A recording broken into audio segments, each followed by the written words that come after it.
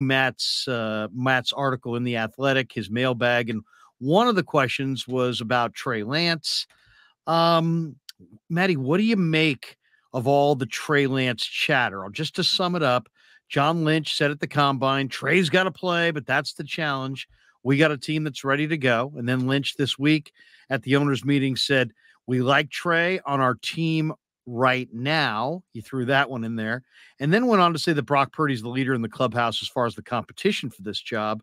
And then Kyle Shanahan spoke as well. And he said Darnold and Lance will split reps this camp as far as number one reps.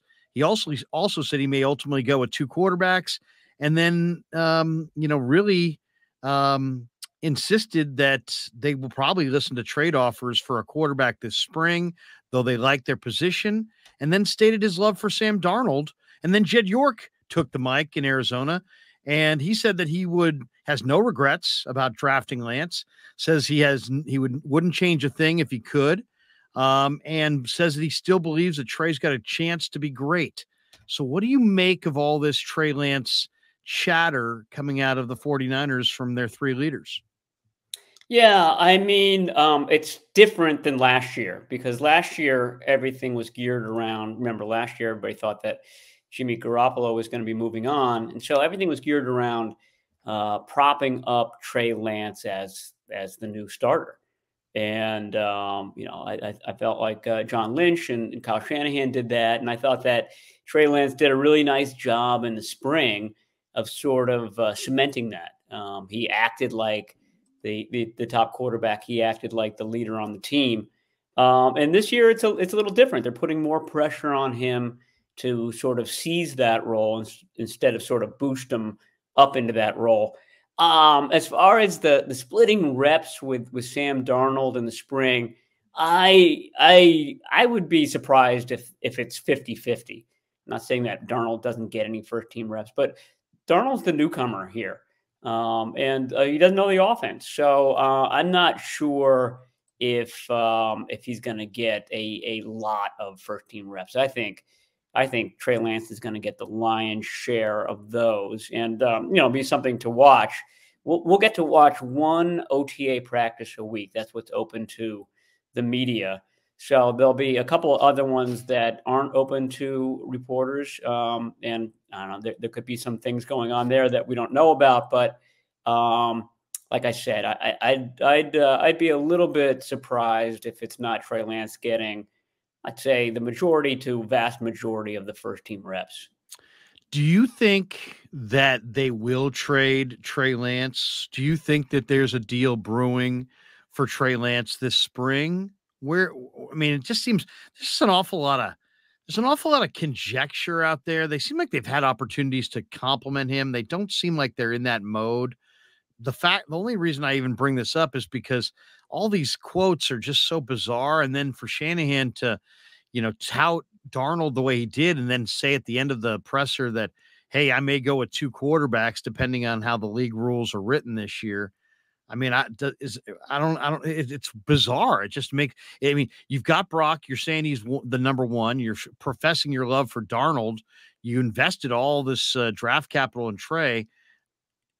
What do you make of that? I mean, do you think something's brewing here, or what's your read on that? No, I mean, if something were brewing, it would be the other way around. They'd be talking up Trey. It would be almost too gushing. That would be sort of the tip off. So I don't think anything's brewing. I don't think that they would get a big haul for him in return. I mean, I asked around the league, various agents. I said, what do you think the 49ers would get for Trey Lance if they traded him today?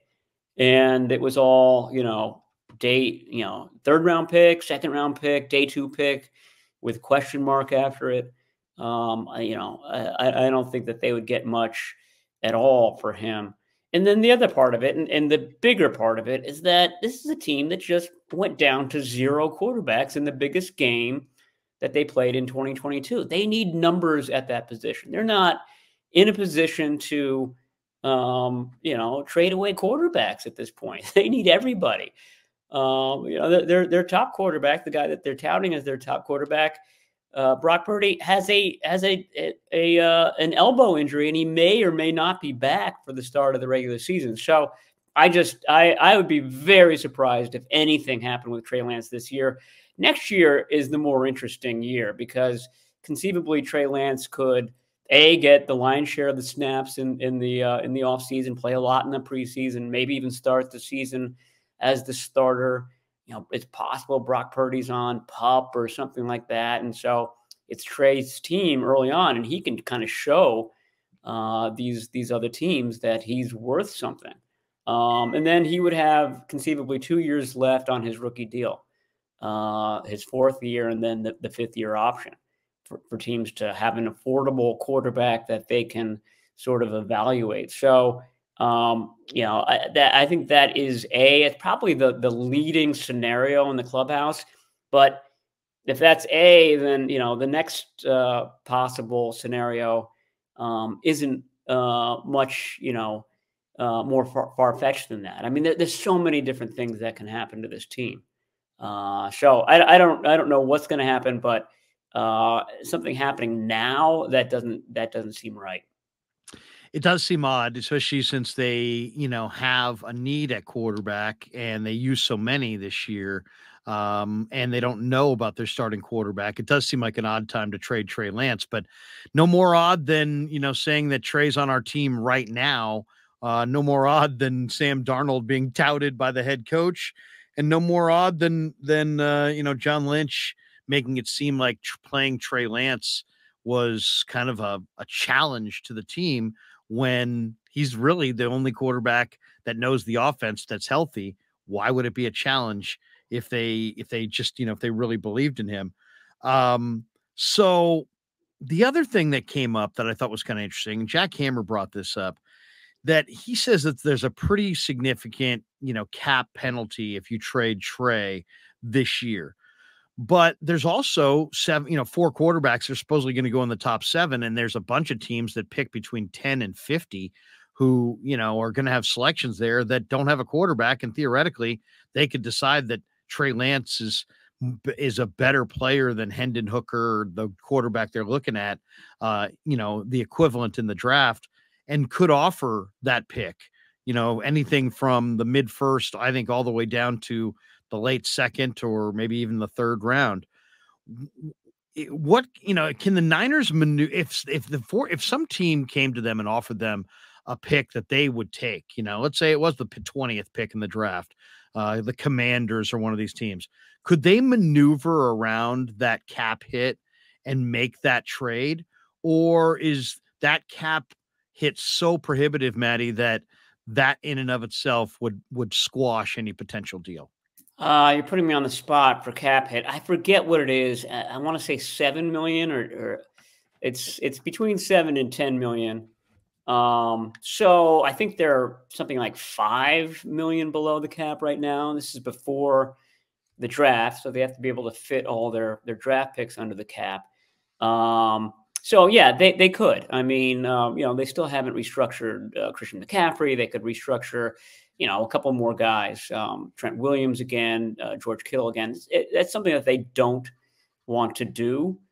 But in your scenario, your scenario is interesting. I don't think it's going to happen. But this is a team that's looking for a tackle, and that's a big ticket item that they usually go into the draft to find. And they don't have a first round pick, and they don't have a second round pick.